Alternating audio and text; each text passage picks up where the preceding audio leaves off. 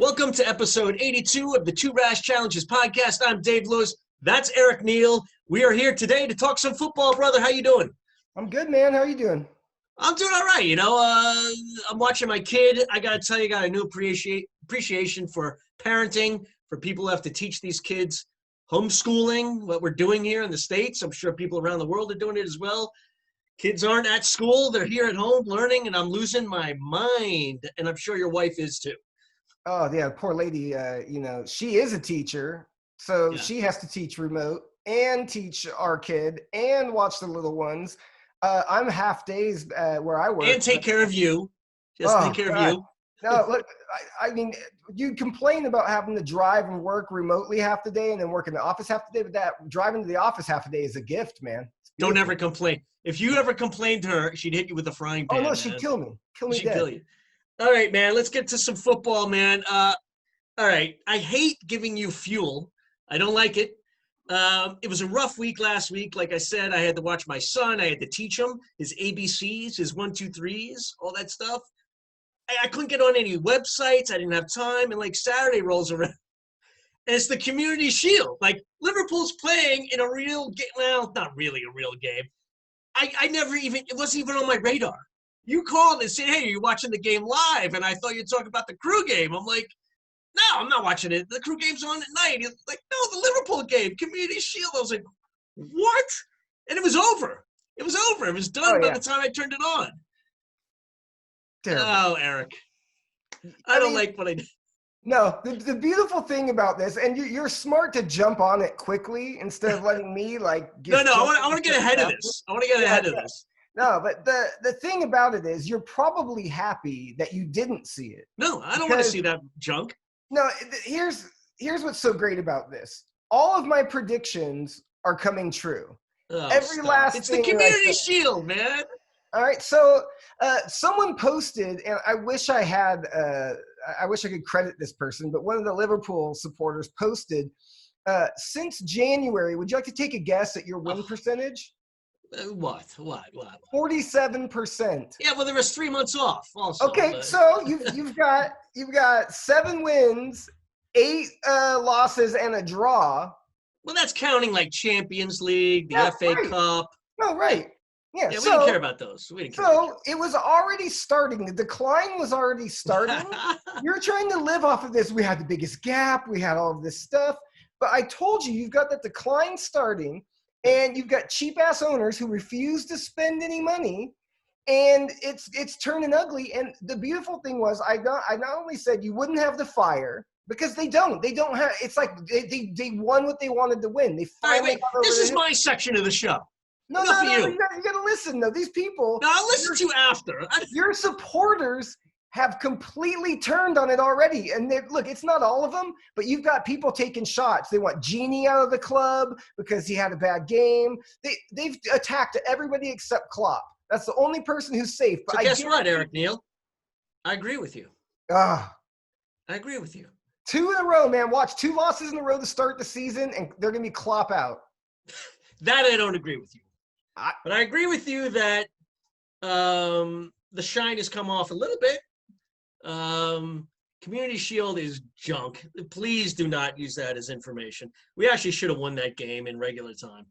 I think Arteta has them playing better, so don't tell me like Arsenal. I know you still have David Luiz in the back and a couple of guys, but Arteta has done something with some of those guys. Aubameyang, did they sign him? Did they re-sign him? I don't even remember. I heard that it's close. They better, because he's one of the best strikers, not only in the Premier League, I think in the world. So yeah, they're dead. They better sign him.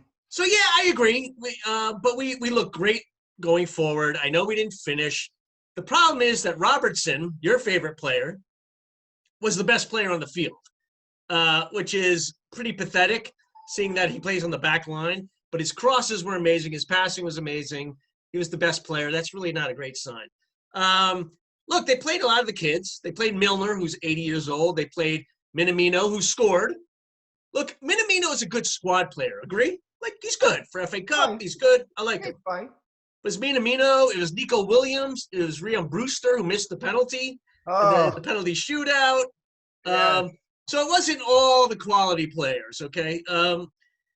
But, look, Eric Neal, I think Liverpool need to get 2 trophies this season to shut you up.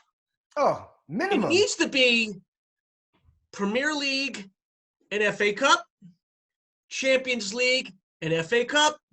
If it's a Premier League and Champions League, like, you should just shut the hell up. Of course, of course. Okay? But they need 2 trophies. So I'm giving you fuel.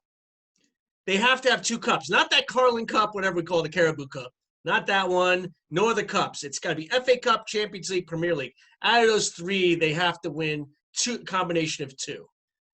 And I'm worried about them not getting reinforcements. Where is Thiago? Where is he? It seems like Manchester United is now going after him. Yeah, no, I've heard rumors of him maybe going other places.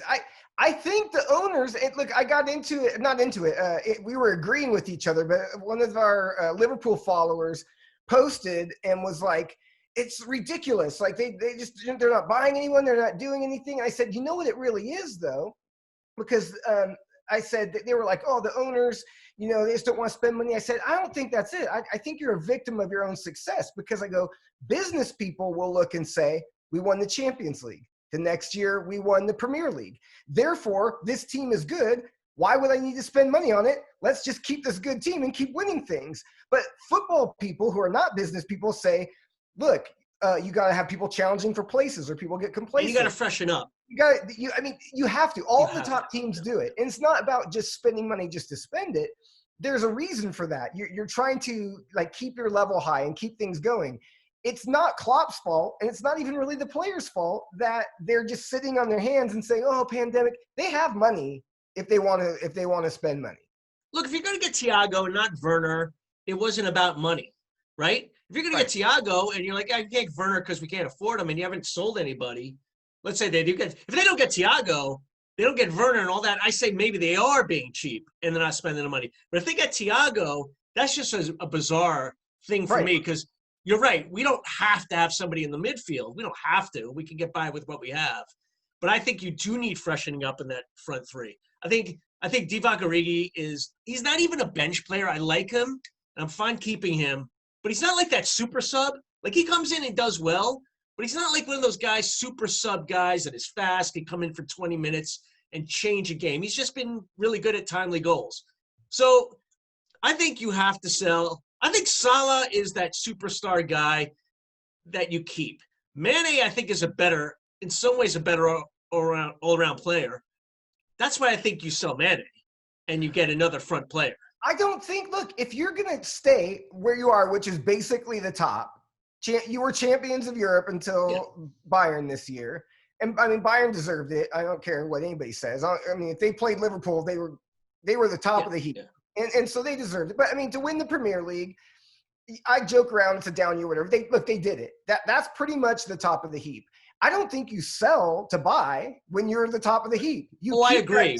I agree. And you bring Werner and Thiago in, and then you say, look. And you keep everybody else. Right. We've got competition for the front 3 spots. We've got competition in the midfield. Our defense is solid, but we brought in another guy for, to cover our outside backs. And now all of a sudden it's like, oh, look, we mean business. We're staying where we're at. And your owners said after the Champions League too, they were like, we're not done. We're not sitting on this. We're going to push. They haven't pushed. I don't know, man. So why do you think it really is? Do you think it's finally like resting on your laurels? Like, hey, we got a great business model here. The pandemic happened. We're making a lot of money. We just got the Nike deal. Let's keep some profits and let's just make some money off this thing. Well, a lot of these clubs don't make money.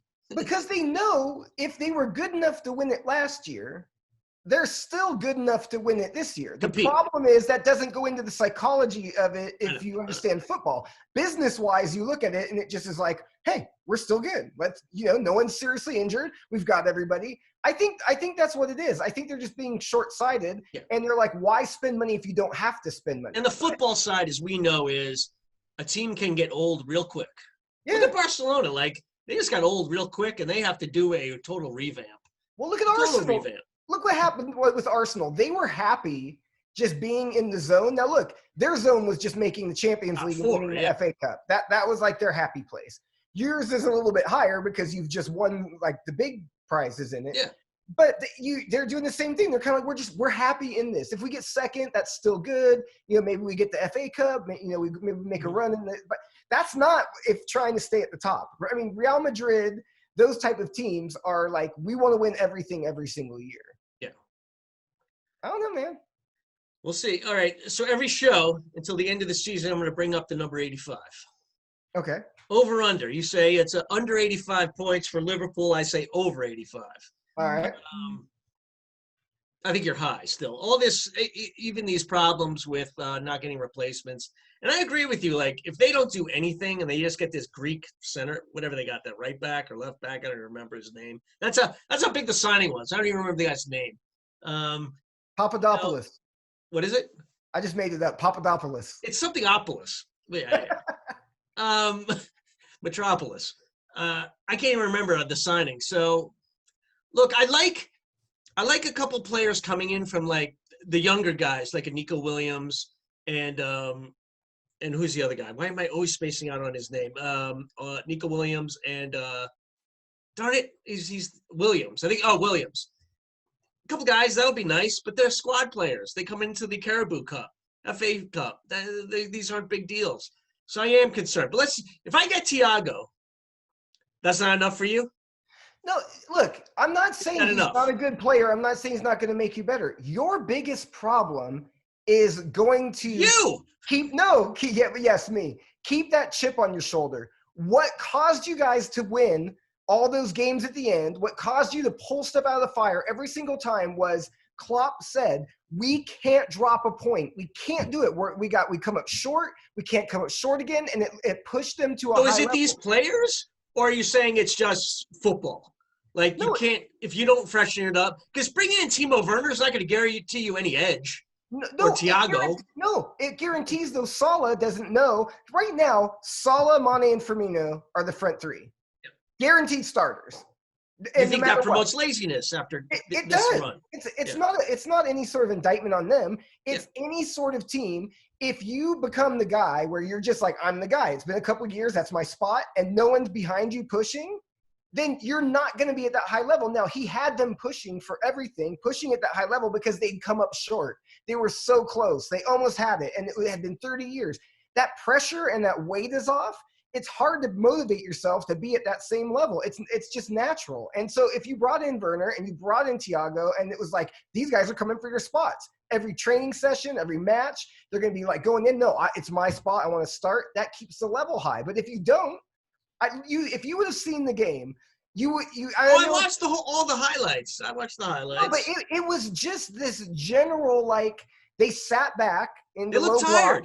They looked tired. And they were like, they didn't have Trent ripping the diagonal ball, so you only had the crosses coming in from one side, and they kind of were all just standing around waiting for somebody to do something. And I'm telling you, if the difference between pulling those late games out of the fire and just taking the draw on the road is very slim. And so if you don't have that push, I just 85. See points dropped. Yeah, okay, you're fine. You're fine. You make valid points, Eric. I hate to admit it, but not to 85 points. I think that's crazy, man. That's 14-point drop off just from like people not being pushed as hard. No way. There's too much talent. Those last 3 seasons historically were out of like the strategy. You're gonna see 93 points. You're gonna see 93 points. They're only dropping 6. All right, let's. I really, the over/under should really be 90. Stop it! It was not. You know what the interesting thing was? I could hear you talking from Grove, the city of Grove, about people are talking about letting Henderson go. This guy wins the Player of the Year, and you asked me last week, like, who would Thiago replace? I was kind of like, yeah, you said Henderson, and it's really Wijnaldum and Henderson between those two. Or Fabinho. The crappy thing is, Henderson's got so much mileage on him, and he still can play. He's still really great. I don't know how you get rid of your captain and your best players. I think you get rid of Wijnaldum. Yeah, no, he's the one lighting the fires, man. If you get rid of him, you really got a problem. I think you can let Wijnaldum. If you need $20 million, somebody will pay $20 million for Wijnaldum. Yeah. But why do you, like you said, we're this club. Why do we need $20 million? Keep Wijnaldum. No, you could spend $100 million in this window and still be in the good. Like, not. Well, that's what upsets me, because Chelsea I mean, it's old Abramovich again. I mean, Yeah. he's buying players he doesn't even need. Well, yeah, because they had those 2 windows or whatever where they couldn't buy players. So all that time they're banking money. And so now you can't even complain. They loosened the financial fair play. They had 2 windows to save money and not spend any money. And now he's just writing checks. He's like, hey, you want to? But that is going to kill some of the young guys, don't you think? The whole like 1 year young guy experiment. No, I think it's beautiful. Again, it's challenging for spots. It's going to. I think Tammy Abraham's not going to get much. He's not going to. I think he's going to have trouble getting in. I think you're right. I mean, I think everybody. I think it'll be Mount trying to. If they get Kai Havertz coming in, and you've got all these guys who are like the man where they're from, Ziyech, and you got they're pushing these other guys for spots, which only makes everyone better. But I mean, look, they also got Thiago Silva, who's 95 years old, but also can still play.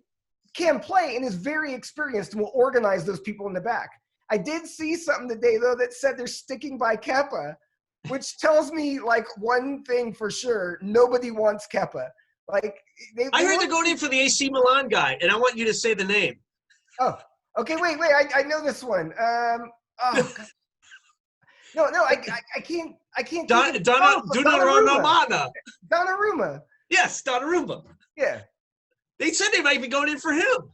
Oh, I'd rather have all black, really. I mean, do you want too, yeah. Donnarumma is just another Kepa. I agree. He's like a young guy. He could be great one day, but he's not yet. No, all black. I guarantee you, he comes to the Premier League. He's going to be the best keeper in the Premier League.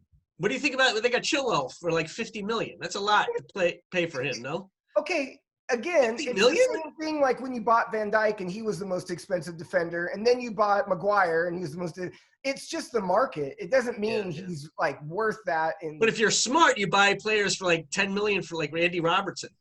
I mean, Liverpool, man, Moneyball, get out of here. Moneyball. No one knew that Scottish Raj was going to be what he turned into. Yeah, there's no way of knowing that. You got lucky. All right. Well, that was the Community Shield. As you said, it's really a plate, right? They want a plate. Yeah, it's a giant plate. Yeah. Look, it looks like something I'd put my turkey on. But all right, that's Liverpool. The season, Community Shield's over. That means the season's around the corner. I didn't realize that obviously the Community Shield was even happening. So whatever. Let's talk about your club, man. By the way, in the podcast room, I put up a huge flag of Newcastle United. And it's on the window. And when we do this live in the podcast room, you'll love it, man. You'll love it. It's kind of gross for me to look at, but, it's here. Yeah, it makes me happy. Good. No, I do have to point one thing out. I've been meaning to say this for a few episodes, but I don't know if you remember back a few episodes where you said Wellesley was taking shots at me. And I was like, no. Yes, he was. Like that. You remember that? No, he actually was taking shots at you. He confirmed. He was like, no, really, I was giving shit to Dave. And I'm like, oh, nice one. I heard it in this tone. Oh, you did? You were absolutely right. So good on you, Wellesley. I had no idea. I defended you like, you were my son. I was like, hey, take it easy on Wellesley. No. But now you're even prouder, probably. No, I am. Oh, so that was beautiful. I think on that note, it's time to head to our man on the streets of Newcastle, Andrew Wells. Hello, this is Andrew Wells, live from Newcastle, and he has the report from this week.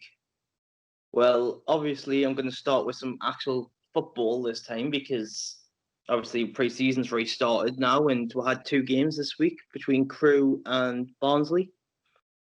And with the Crewe game, everyone was basically saying that we actually played really well. I mean, fair enough, it's a League One side, but we're 3-0 win, and some of the youngsters getting in, like Dan Barlaser and a couple of us. But obviously, it's like I say, League One, so we can't really judge.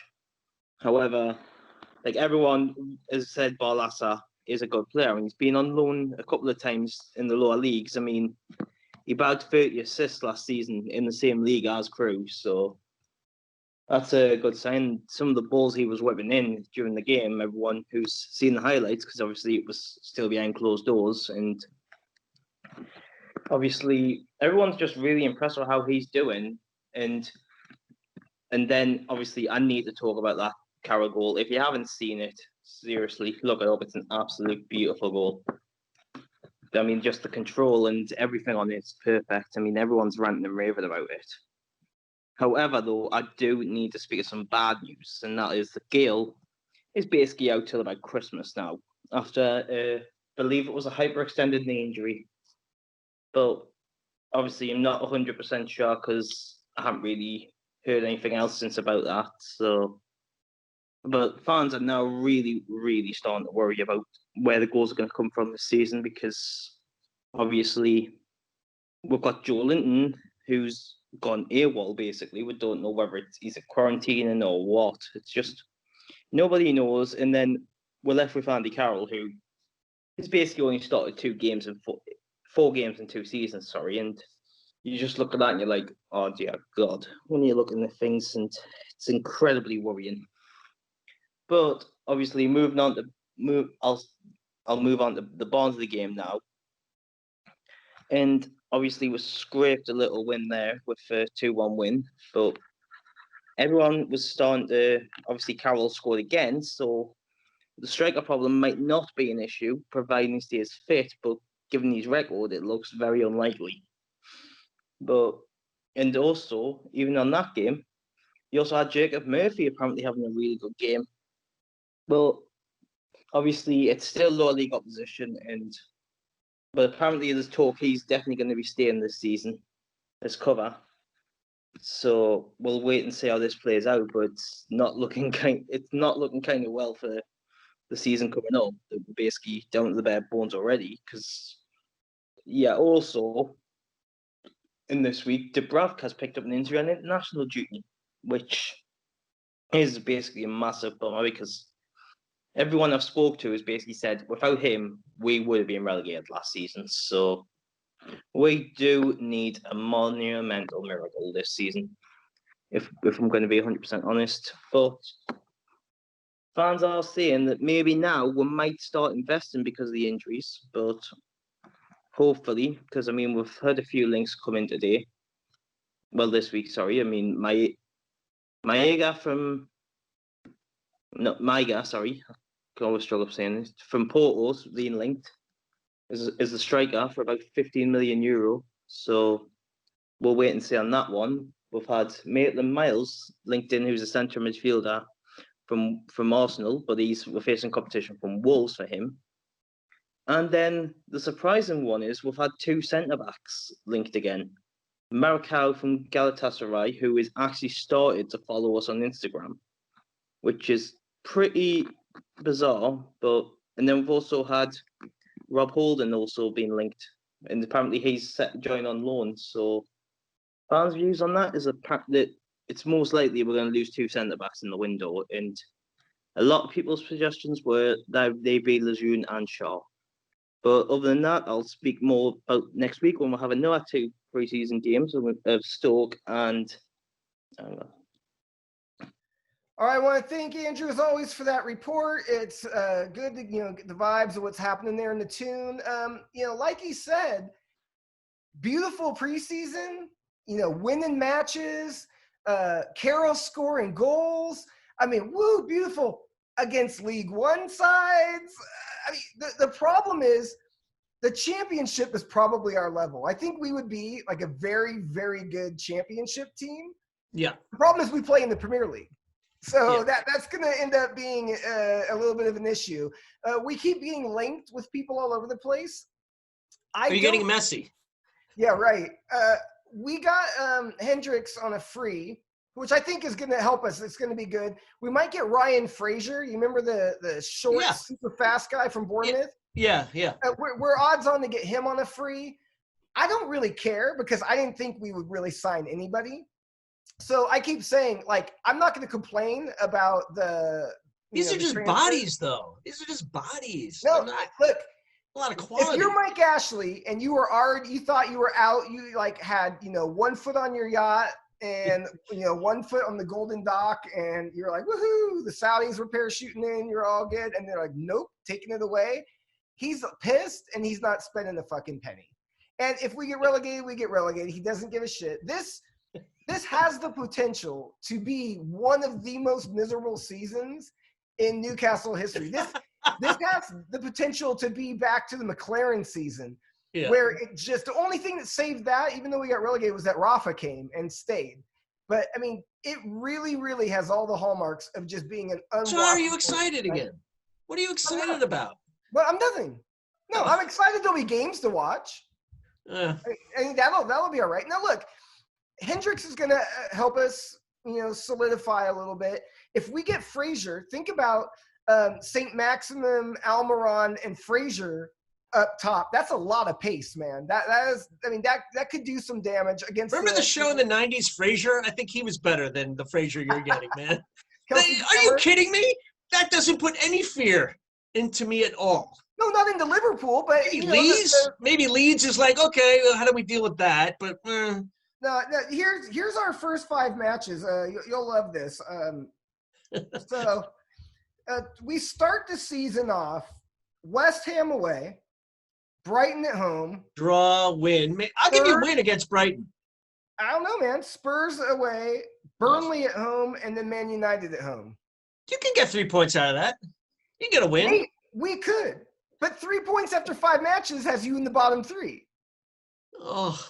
No. Every year it's the same thing, man. It's like a broken record. So I saw those first matches and I said, well, I'm just going to flip through and look at the other matches and pick our spots. And yeah, I had a hard time coming up with 40 points. But that's like last year where you're like, there are so many surprises in there.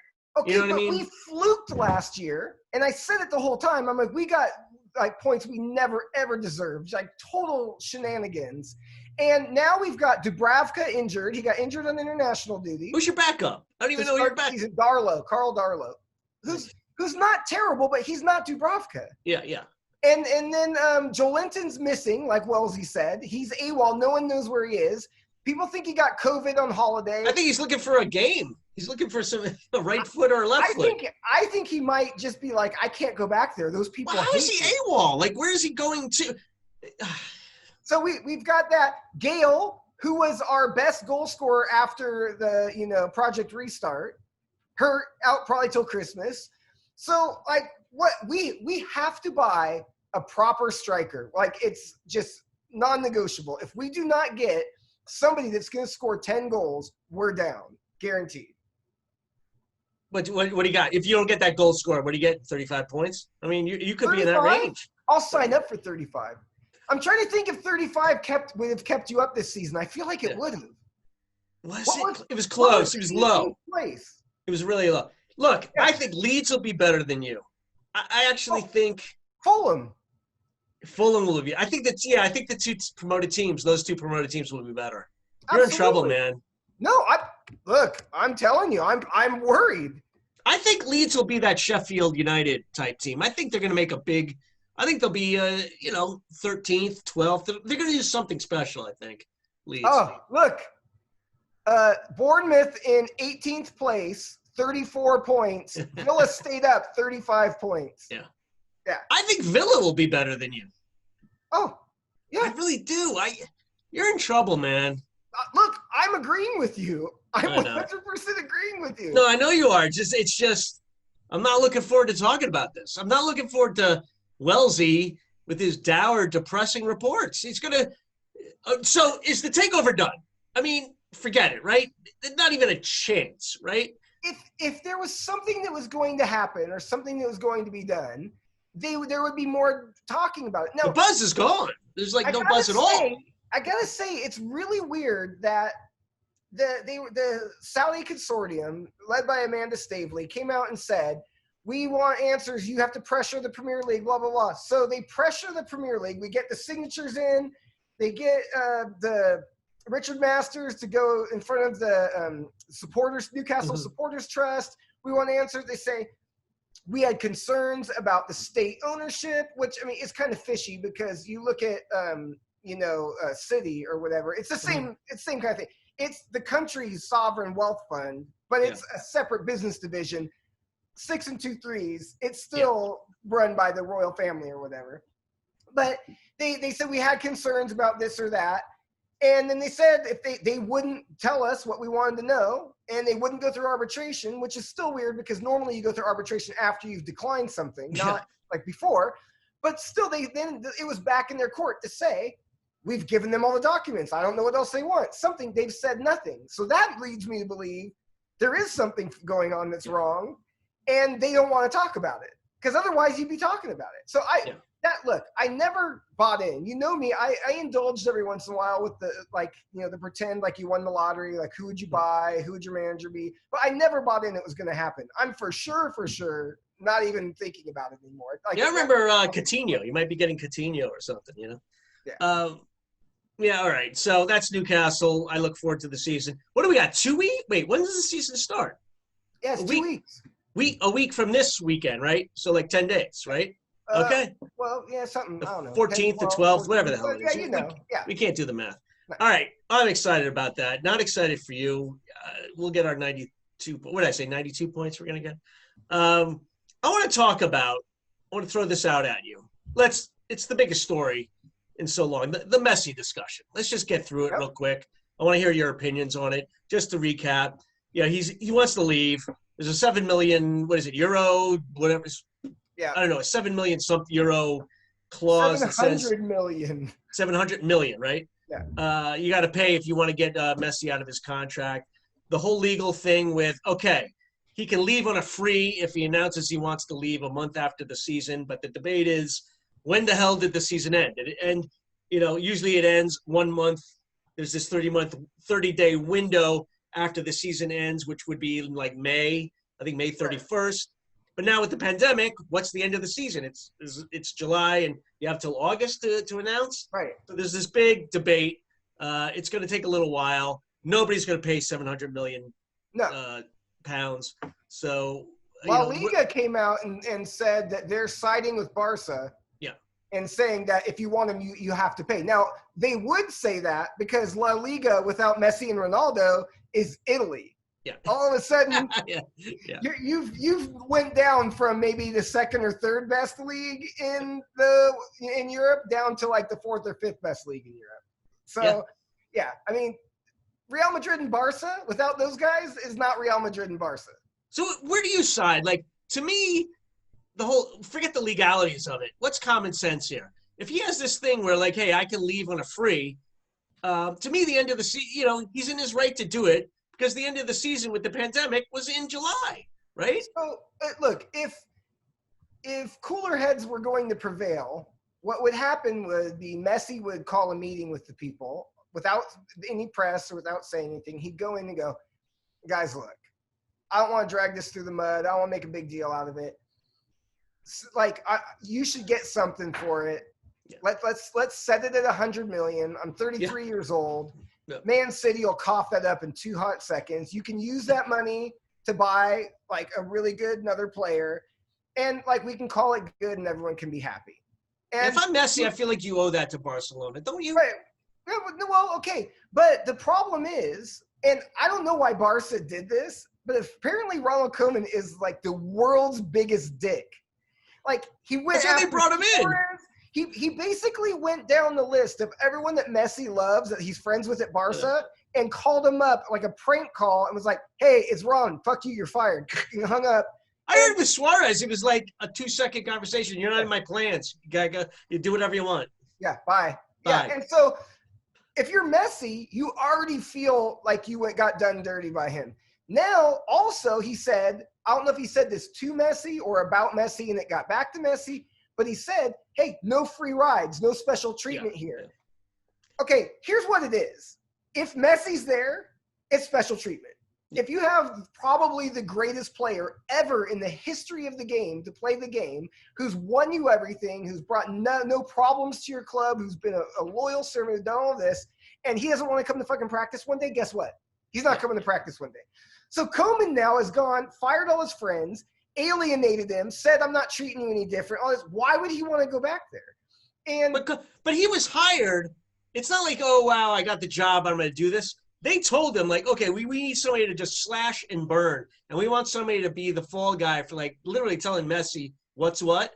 So he's doing his job. I don't blame the new coach. I think this hierarchy of Barcelona are a mess. And I think the president's a jerk. Here's the thing, though. You're guaranteed to stay like half a season.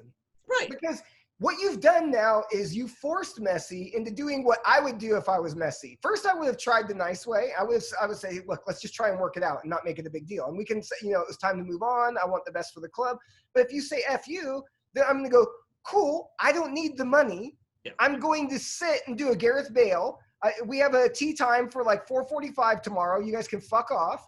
And me and Gareth are going golfing. And guess what? The supporters are going to side with him. They hate this president. No, exactly. They're pissed off. So, yeah. So all you've done is got a new coach, a rebuilding project. You're going to lose like 5 games out of the first 10, and the people are going to fucking riot. And so, they're going to riot. Yeah. So you've guaranteed yourself, if you're Koeman, absolutely any goodwill you had from being a club legend, any of that is gone out the window, and you're going to be the guy that fucking got rid of Messi. They won't think rationally like, well, look, he's at the end of it. You know, we probably should have done this, or maybe it was time to go. All they're going to think of is Messi equals happiness. We were the greatest club in the world because we had the greatest player in the world, and now we're a banter club, and we've got this Dutch bastard in here fucking everything up. He won't be able to show his face in town. He's going to have to live in Madrid and drive or fly every day over to Barcelona. Selfishly, I want to see Messi playing every week in the Premier League. Oh, it's my favorite league. It's what I watch the most. He still has it for another 2 years. I would love to see him at City. Even though that would really jeopardize maybe Liverpool winning the thing, I still want to see him in the Premier League. Do you know I want to see what he can do. City? Because he plays the way that City plays. So he's comfortable in that way.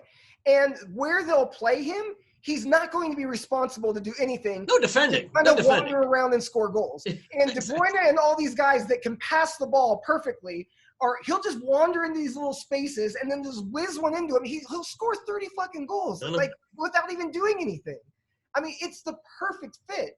And like you said. But the rub is City, City want to give like 100, 150, I hear, and some players. Which, to be honest, seems kind of fair. No, if I'm Barca, I snap that up in a second. And then look, and you can save face by going, Messi was a bastard. He wanted to leave. We wanted to keep him. We said we'd do anything. And they can flip it around to their benefit if they do that. But if they play hardball and Messi says, fuck you, I'm going to sit out for a season. Don't pay me. I don't care. I have all the money I want. Why would Messi go to PSG? That doesn't make sense. It's City or he goes back to Barcelona. That's it. That's it. That's all there is.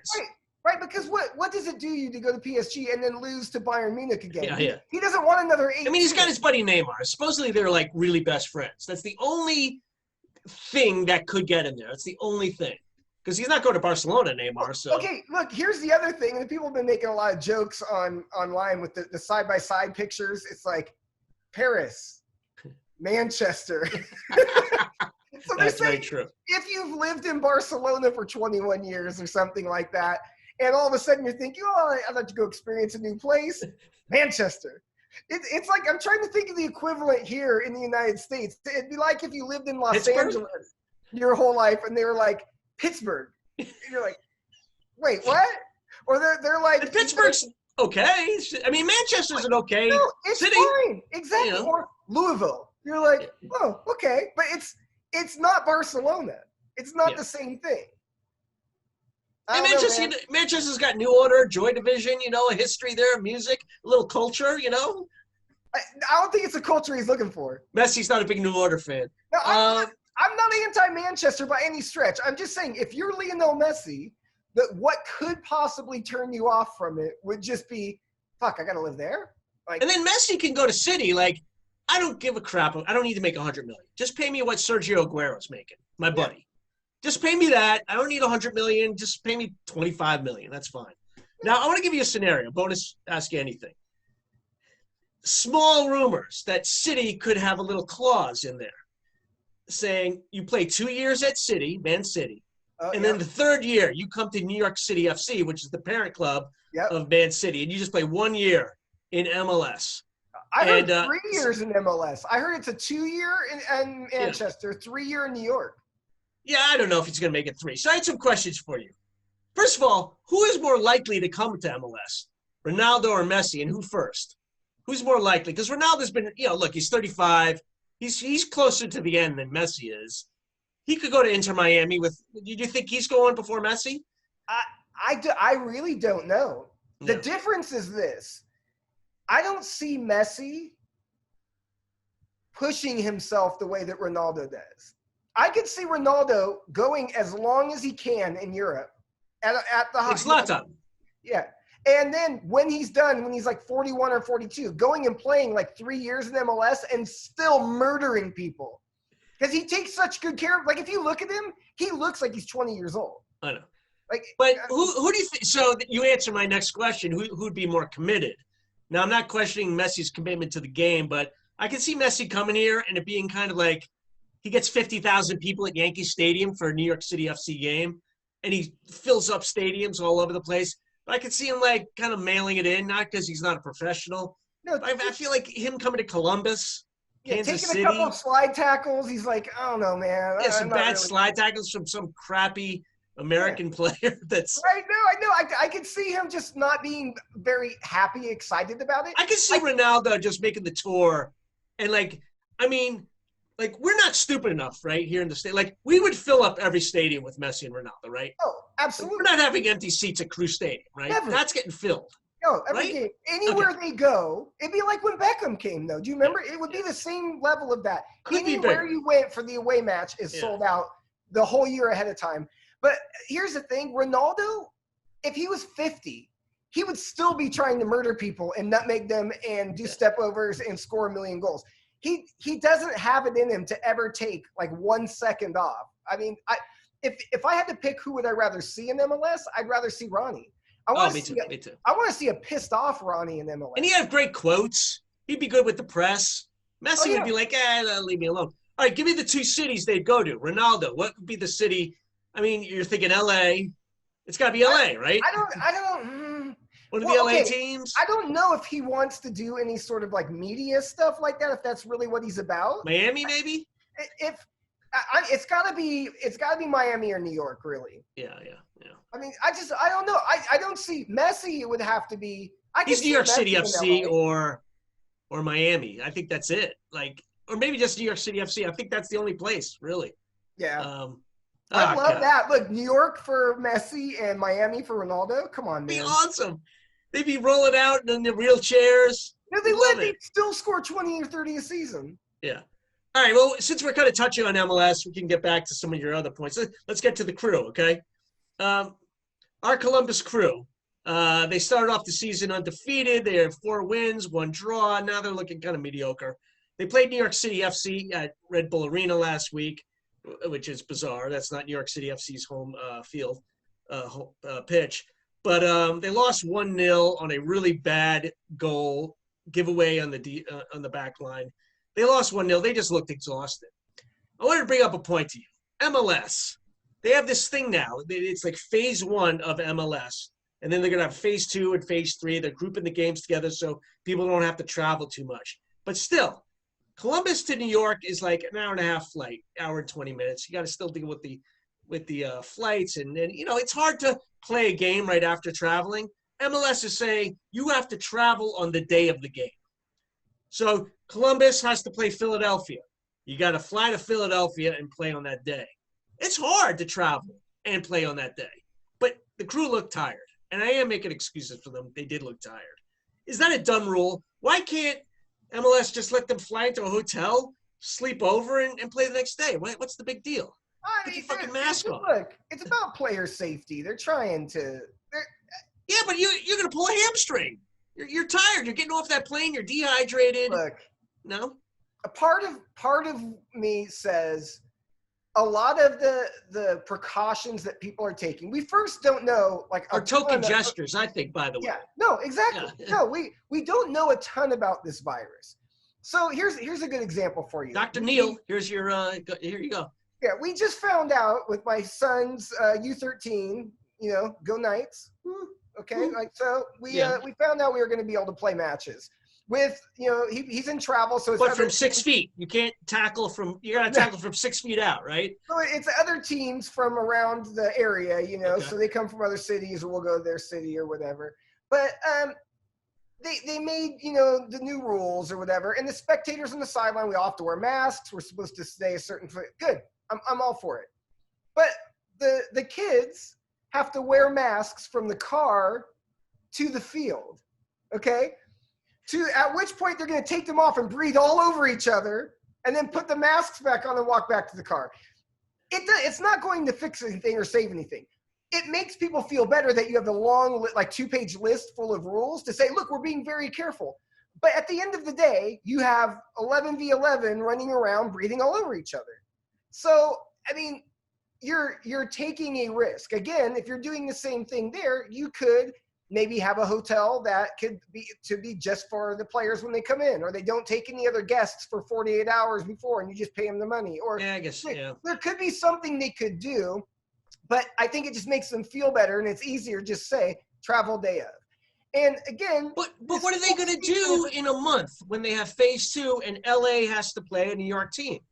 What? It's all better now, and now you can travel and you can stay in a hotel. What's the difference? It's all made up. It's just made up to make it look good, like they're really trying to do something so they can justify putting people's lives at risk. Because this is the most shambolic season ever. So you had Nashville and Dallas who they COVIDed themselves out of the COVID Cup by not being able to go because they had too many players. COVID Cup. So then they played each other 3 times in a row. Montreal and Toronto keep playing each other. Yeah, no, Montreal, Toronto, and Vancouver have been doing this little mini tournament where they just play each other over and over and over.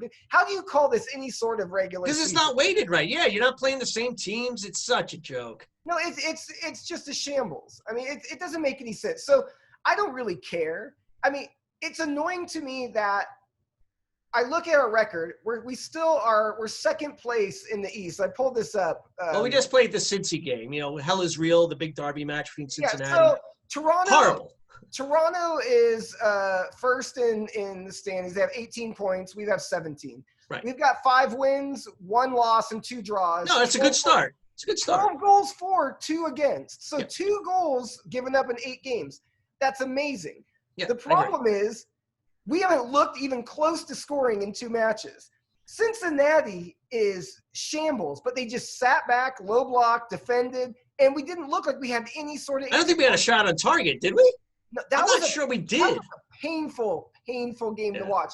And I made the mistake of watching the Community Shield before that, because then you look at the level of quality and it's like, damn. Like before I'm watching Nagby and I'm like, why is this guy not in the Premier League? This is amazing. Then I'm watching him in that game and I'm like, oh, I see it. I understand. No, I told you I was going nuts last week saying, why didn't this guy make a move to Europe and all that?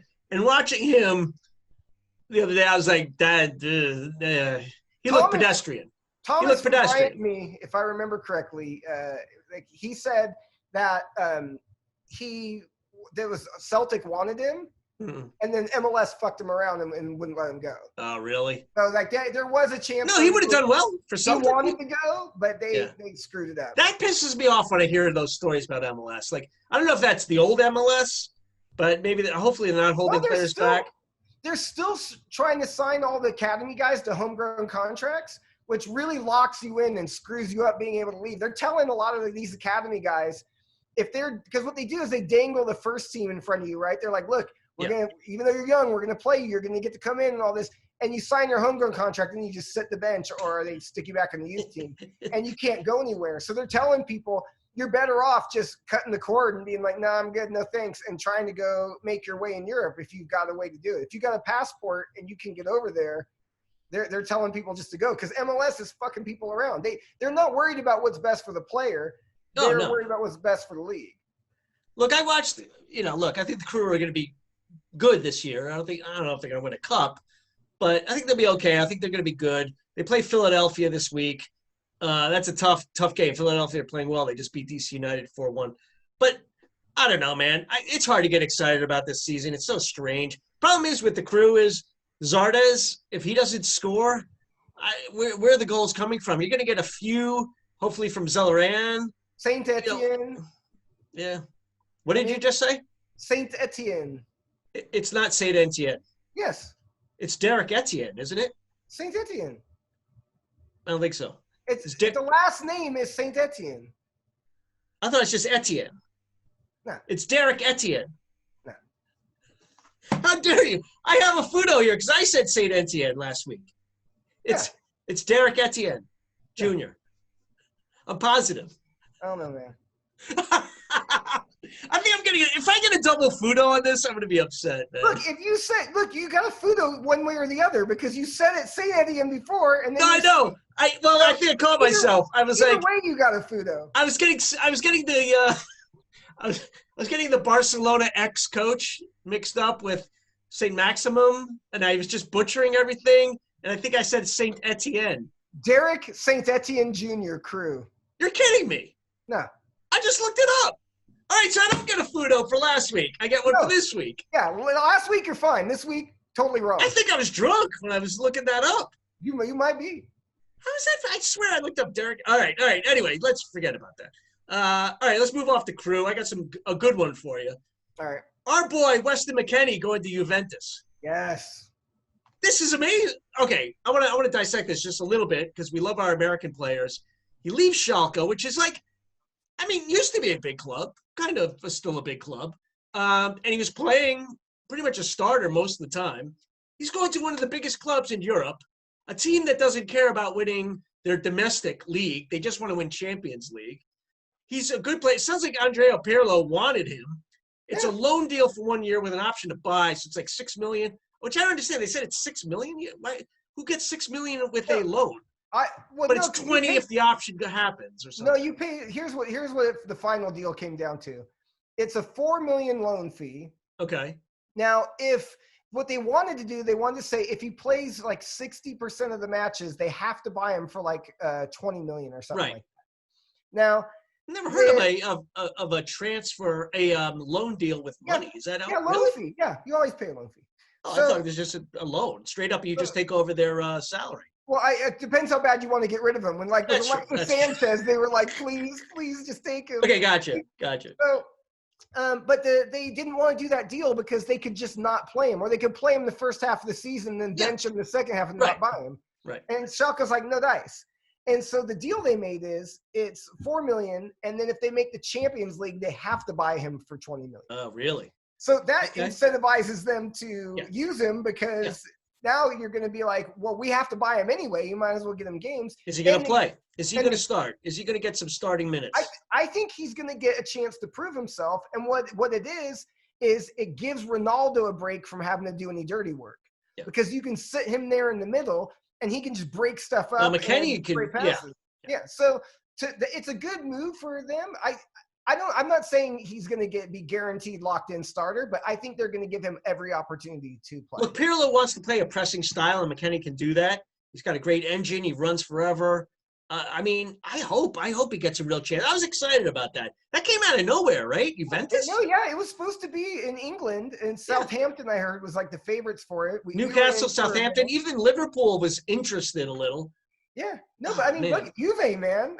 We have a player that there's a very with Ronaldo is going to be lined up next to Ronaldo this season. That's exciting. Will you watch Serie A this year? Absolutely. Well, me too.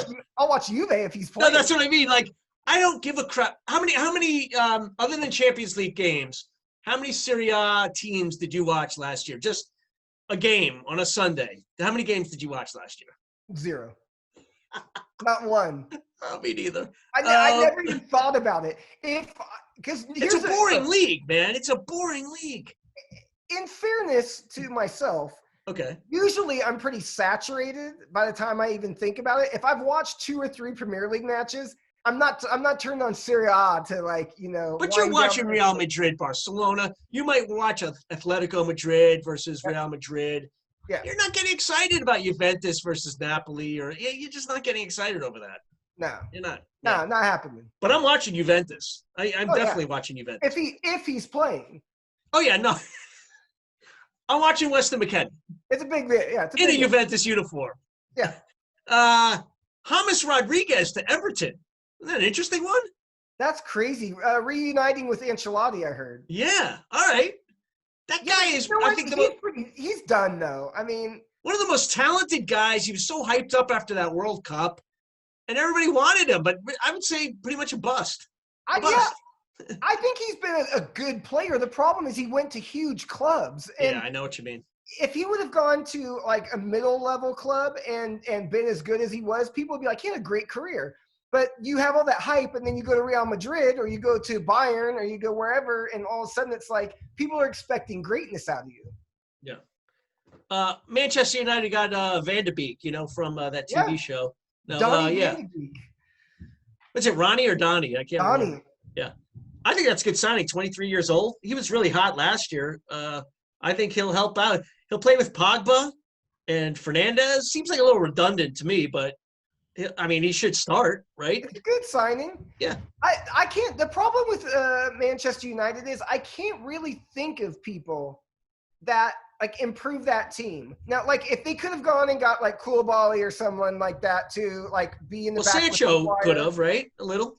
Sancho would have, but they almost didn't need him. It was so much money, and you look at they've got Greenwood, who's a similar type player. Yeah. I'm looking at it. It's it's hard to see. I don't think they're good enough to win the league. And I can't see anybody in my mind who you would get to put them over that line. I think they're good enough to be top 4, though. Definitely. They should be. Yeah. I don't see the top 4 changing next season or this coming up season. I think the order is going to change. Wellesley had a prediction, but I'm going to save it because we're going to do a prediction show here before the season kicks off. Me, Dave, and Wellesley. And he's got. You're gonna love his top 4 order for the season. It's beautiful. All I gotta say is you cannot change your 85 points for Liverpool. All right. I have just 2 Fudos, but one of them was the Derek Etienne one, which I butchered. We already went over that. The Timo Werner one. You kept saying 40 million. I kept saying 50 million. You kept correcting me. I even backtracked and said he went for 53 million euros. Okay, but how many pounds is that? I don't know, but euros to dollars is 1.1 is 1 euro is $1.19. It's not 40. 53 doesn't become 40 with pounds. It does if you're going to pounds. Yeah, but it does. It doesn't drop 13 million. No, but it'll drop into the 40s. All right, I'll give you half a Fudo. All right, get a half a Fudo on that one, man. All right, I want to apologize to Derek Etienne Jr. for my Fudo. Hey. Derek Saint Etienne Jr. for your Fudo.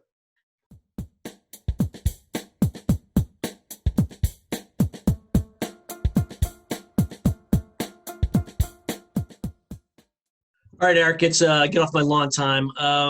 So I listened to a bunch of the MLS games, recaps of the MLS games on radio. I know, Get a Life, right? And I was like, let me pay attention to some of the calls for the goals of some of these broadcasters for the MLS teams. And I listened to the American broadcasters. And I listened to their goal celebrations of their home team. They were ridiculous. They were literally they sound like football scores. So when somebody had a goal, it was like, oh my God, he scored a goal. That was amazing. That was just bombastic, over the top. And I was like, that is horrible. And then I listened to a lot of these MLS teams. Let's say half the MLS teams, I'm just making that up, have British announcers. And I listened to their goal scoring calls. Measured, definitely would go up an octave and, just one level above. And it was classy. And I swear, they might not know anything about football, but they sounded good. American broadcasters, I got to admit, man, I know it sounds so stupid because some people are like, who cares? We need more American broadcasters in there. They're horrendous. And I need them to get off my lawn. I want them to get off my television screen. I want them to get off the radio broadcasts.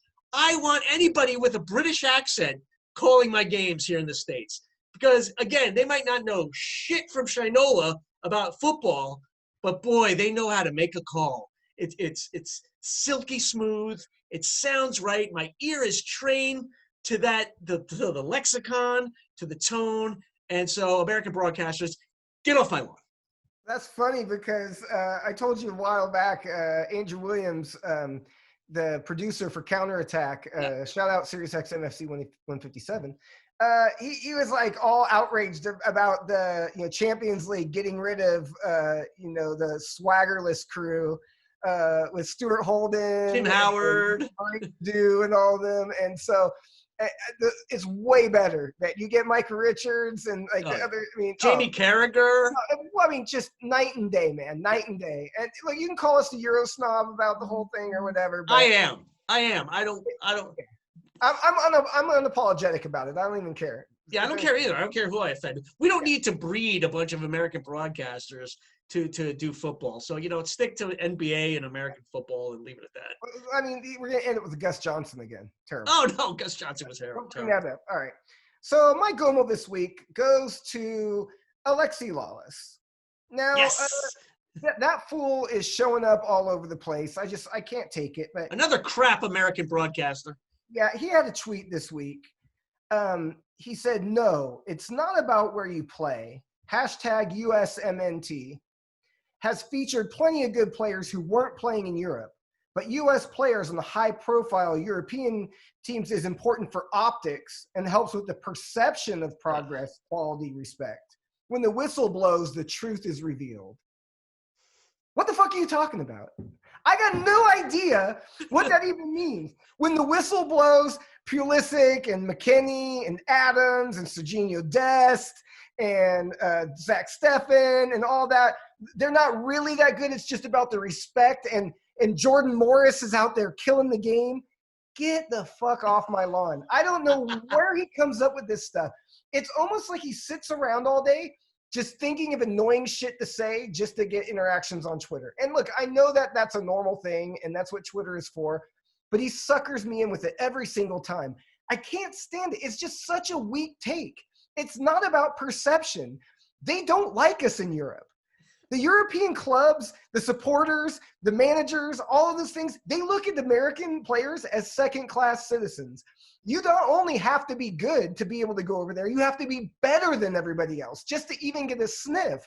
So the idea that you're just there just out of perception for some sort of marketing ploy is preposterous. If you're over there, it's because you're better and you want to do something with your career. So that whole, when it kicks off, things are settled. I can't even take it. This guy, he boils my blood. He's a disgrace. Alexi Lalas, get off my lawn.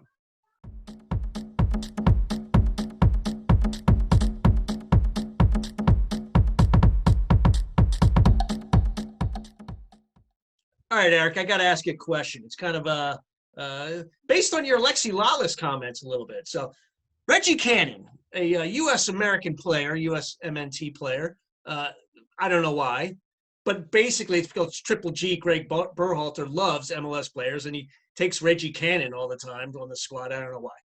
But I guess in Portugal, he's loved because he just got signed to Boa Vista of the Portuguese league. In the first division, he'll be playing against Porto and Benfica and all those guys. So he just got signed. He's 22 years old, a right back. I didn't value him that much for the U.S. men's national team. Good MLS player, but I don't know. They're signing him. So my question to you is, I'm not sure Boa Vista. I'm assuming they're a mid-table Portuguese team. We'll have to ask our friend Marcus in Portugal if that's right. I didn't look it up. But they're in the big time, right? The problem is it better for Reggie Cannon to stay and play every single game for an MLS club, or is it better for him to go to a second-tier European league, won't even get promised starting minutes? Why is that better than staying at MLS? Give me your argument, for and against. So I have no argument for staying in MLS. Okay. I think it's career-ending nightmare. I think it's for people who aren't good enough or are developing to the point to get to go and play at a higher level. I think any chance you have to take a step up and to get to a higher level. The Portuguese league is a step up. And the thing is, other people around Europe are going to see you playing in that league. And if you go to the Portuguese league and do well, then other leagues that are higher than that are going to be calling for you, or maybe higher teams in that league. Maybe Benfica or Porto come calling, and you got a chance to make a step up there. I think it just goes down to the type of person and competitor, and the way I always thought is, like, I always wanted to go as far as I could go. And that wasn't very far for me. But if anyone would have said, hey, like here's an example. So I played in junior college for a pretty decent junior college program. And that was like as far as I could really push it. But I tore my ACL my last year, and I was like, man, I don't know if I can keep going, if I can play. But I got an offer, a partial scholarship to Kansas Wesleyan, who is like I want to say it's like an NAIA school. So it's not like a Division I college program, but it was a partial scholarship to keep going and playing 2 more years. Now, at the time, I was married, and my wife was in nursing school and like had no interest in leaving Southern California for Kansas. Go watch me play NAIA soccer in Kansas. But in my mind, I'm like, hey, that's one step further, man. That's a step up. And so I really had thought about leaving the place I was born and lived my whole entire life, where my family was, where all my friends were, and everything, because in my mind, that's a step up. And if I got to go to Kansas and dodge tornadoes to do it, that's where I want to go. Right. And so that's the type of mentality that I've always thought of. Is like, you just want to go the next highest place. You know, I would have done anything if they would have like offered me a spot at somewhere around there. And the school I ended up going for to get my bachelor's didn't have a men's soccer team, or I would have tried out and tried to walk on at that place. So it's one of those things where I just feel like you always want to take that. And I don't care what anybody says. That team in the first division in Portugal is a step up from an MLS. Well, throw it in, though. I mean, I call this the Jordan Morris comfort level part of things. Let's say Reggie Cannon's like, all right, it's Portugal. I don't speak the language. It's not one of the big cities. It's not Lisbon. I don't know where Boa Vista is, but let's say it's like not in a big city. I don't speak the language. I don't know the culture. I'm 22 years old. I got to move. My point is, do you begrudge the guy to stay? Now, Jordan Morris, you were kind of upset that he didn't go to Germany when he had a chance. So I'm assuming you got to apply that to Reggie Cannon. Absolutely. But Portugal's not Germany either. You know, like Germany's a step up from Portugal even. I'm not putting down the Portuguese league. I'm like, you could fade away and be in MLS in 2 years back again if you're not careful. So we don't know Reggie Cannon's mentality. If he has your mentality, all right, he'll push, but he might get there and just get swallowed. And that's what I worried about some of these guys. Okay, but what happens if that happens? He comes right back to MLS. Right, and they love him, and they'll give him a salary. You're right. No, you got to try it, and that's why Jordan Morris should have tried it. Our guys here have a built-in opportunity that is not the same for other players around the world. It's a real chance to, like, if you're in the championship or whatever, and you're thinking, you know, wow, I want to leave the championship and go try my hand at a like low-level Bundesliga team. You might go ride the bench. You could have the culture thing, whatever, and come back and not have a spot in the championship. You might never get another spot. I think a lot of people in Europe are more protective of what they have because there's just a million people. That's the number one sport. So there's a million people that take your spot. Like, the risks are much higher. If you're a very good, well-loved MLS guy and you go to Europe and don't do well, and it's the Portuguese league and no one even watches the Portuguese league anyway, they're not going to know if you did well or not. They're going to be getting a guy back. Reggie Cannon's back from the Portuguese league. Came from Europe. It might even do you better. So they've got a built-in landing place where it makes it a lot safer to go take a chance and try and push yourself further. I think about like a guy like I think it's Brooks Lennon. He plays, I forget where he plays, but like he was a guy at Liverpool, played at Liverpool in their academy. He didn't make it, and then, you know, he's American, came back here, and now he's playing in MLS, and I love watching him because he came from Europe. Even though he stunk, and he didn't stink, he just didn't get a chance at Liverpool. I mean, he was never going to make the squad there. But he was in their academy. He got really good quality coaching, and he came back. But again, Europe, man. If you have that European, it's our Euro snob thing. Like, if you have that European pedigree, oh, yeah. And people always think that, like, I'm an MLS basher. I'm not an MLS basher. I'm just an MLS realist. It's just, like, I'll give it as much credit as it deserves. Yeah. But I watched that fucking Crew game, man, and it didn't deserve a lot of credit. It wasn't easy on the eye.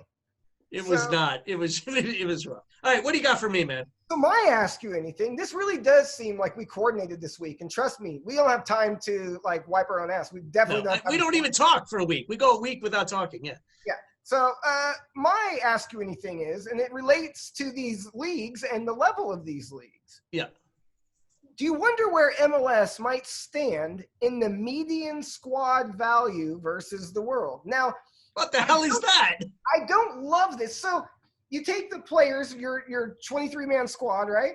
Yep. You get the lowest paid player salary all the way to the highest. You put them in a row, and you find that player who's in the middle, how much they make. Okay. And that's the median. I think that median is a trick. It's like a net spend fucking argument or something. Right. You could have guys that make, 25 million a year at the top of that if you did an average, it would really skew the numbers. Right. So the median is just the middle guy. The average is the combination of all of them. It depends on the type of squad. Like the Crew have Zelarayan, who I don't think he only makes. Let's just say he makes $3 million a year. Where you have the top player on like the Galaxy, Chicharito, who might make $10 million. So like the median's going to be kind of low. I don't know. You know what? I'm not a math major. I'm making a fool of myself. But look, you want me to guess? No, I gotta give you this. Now listen, you take that player, right? Yeah. And then you take that middle player from all the teams in the league, right? And add it up, so it makes a big number. So I'm gonna give you number one. Number one is England. The median squad value in England, $290 million. Okay. Right. Am I guessing MLS? And look, this is the value of the squad, like what the players are worth, right? This isn't this isn't the It's not the salaries or whatever. No, I understand. 290. And here's the other thing: this has no relation, I don't think, in reality to quality. I mean, it does, because if you pay more for players, you get. But just because it's a big number doesn't necessarily mean the quality of the league is amazing. So who do you think is number two? I don't even need a number. Oh, La Liga. No, it's not La Liga. It's not how much they're getting paid at squad value. Yeah. Oh, I got you. I got you. Not. It's not La Liga, huh?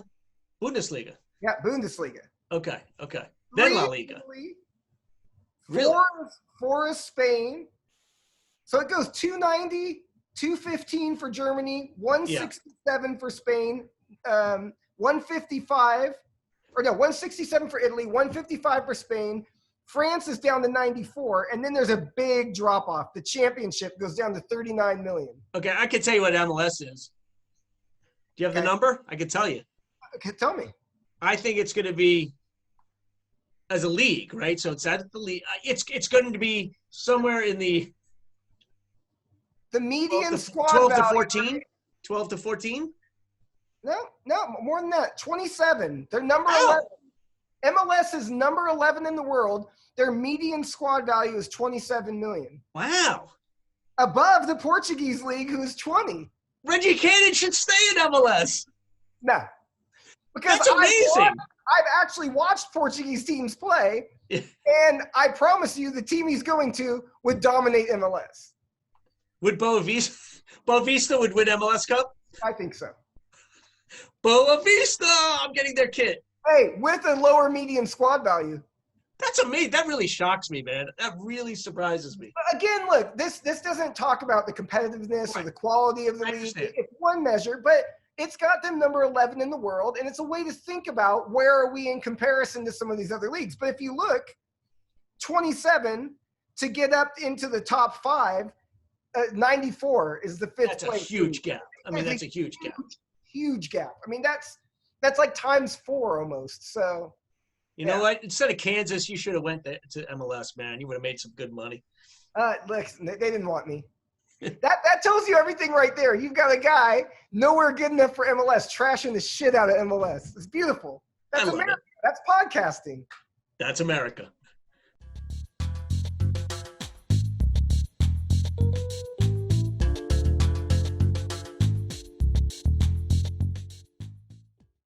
All right, Eric, I got a Belland Award for you. Remember the owner of Real Salt Lake? His name is Delroy Hansen. Yeah. I think you reported on this guy. During the pandemic, people were, people in MLS and all over the world were really struggling at these clubs, and we don't want to have to lay off people. We don't want to furlough people. We feel really horrible. But this guy, Delroy Hansen, the owner of Real Salt Lake, buys for $1.3 million.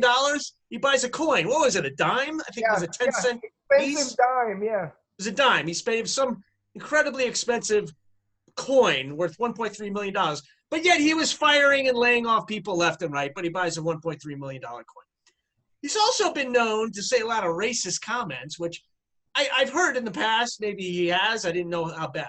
But this past week, he made some ridiculous racist comments in reaction to MLS and some other sports here in America not playing at a protest for somebody who got shot by police in Wisconsin recently here in the United States.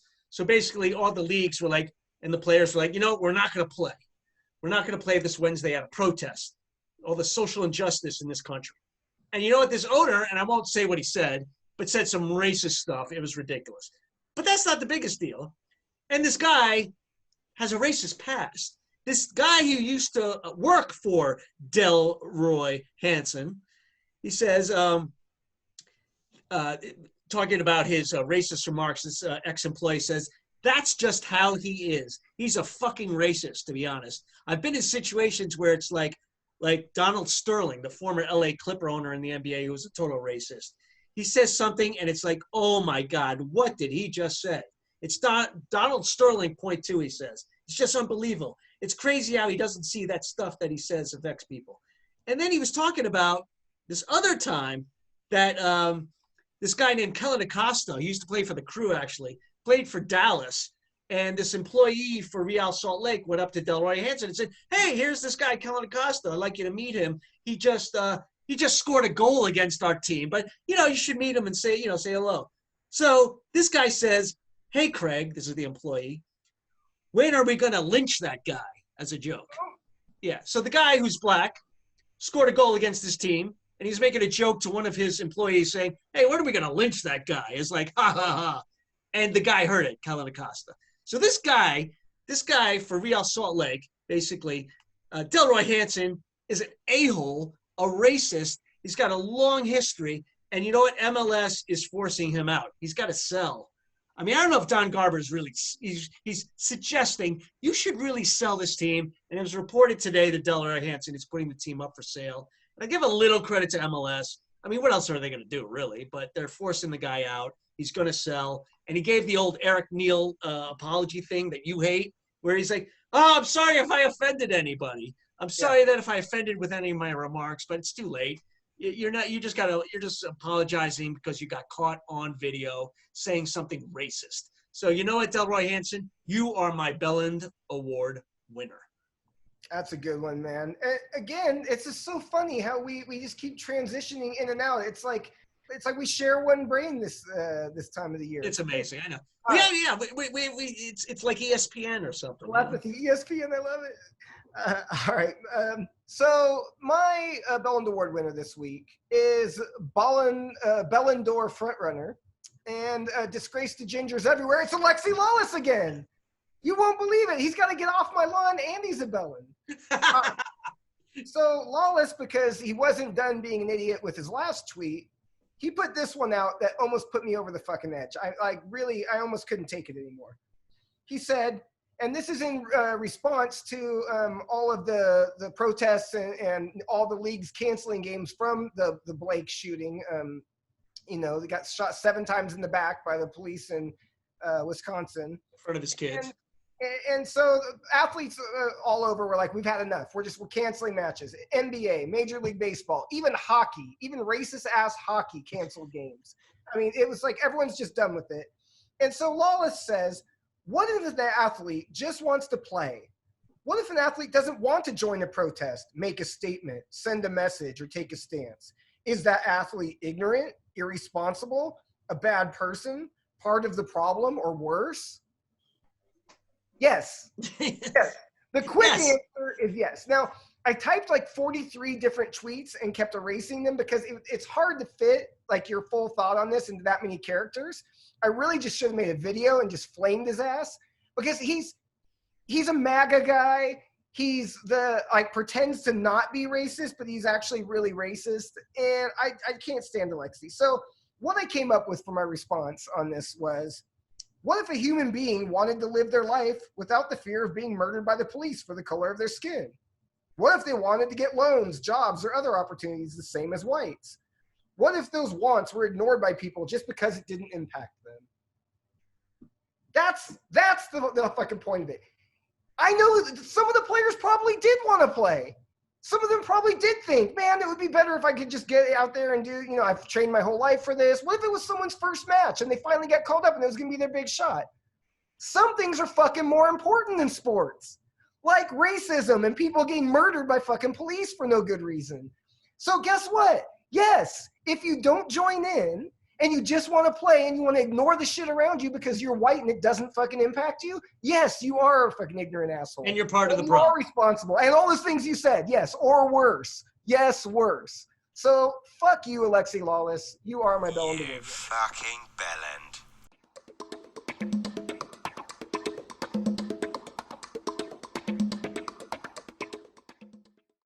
All right, it's time for this week's Twitter shoutouts. As always, a big thank you to Andrew Wells. He's at Wellsy95NUFC. Giant thanks to at RealUSMNT. This account gives you everything you need to know about the U.S. men's national team. They've been retweeting us every week. We really appreciate that. Shout out to Shoot the Defense podcast. They're at Shoot the Defense. The Ball Chat podcast. They're at Ball Chat 1. And the Bryant and Me podcast. They're at Bryant and Me. Thanks again for all those retweets. We really appreciate it. So this week, I've got a few funny ones that made me laugh. You've got here one by Kristen Henage. It's at KHENEAGE. They've got a picture of Jeff Hendrick, our new signing, next to Barack Obama. Now it says Belgraph Nova have responded to the signing of Jeff Hendrick. They're that group of people that were supposedly going to buy our team that got caught photoshopping all of their pictures with everybody. They photoshopped one with Obama, so they got one with Hendrick sitting there next to Obama. Very nice. Yeah, beautiful. Gotta love that one. Sky Sports News, they're at Sky Sports News. They did a poll that I thought was pretty good. Manchester United fans are almost as bad as Liverpool fans, ungrateful bastards. So they said, fans, who would you like to see between the sticks next season? Let us know below.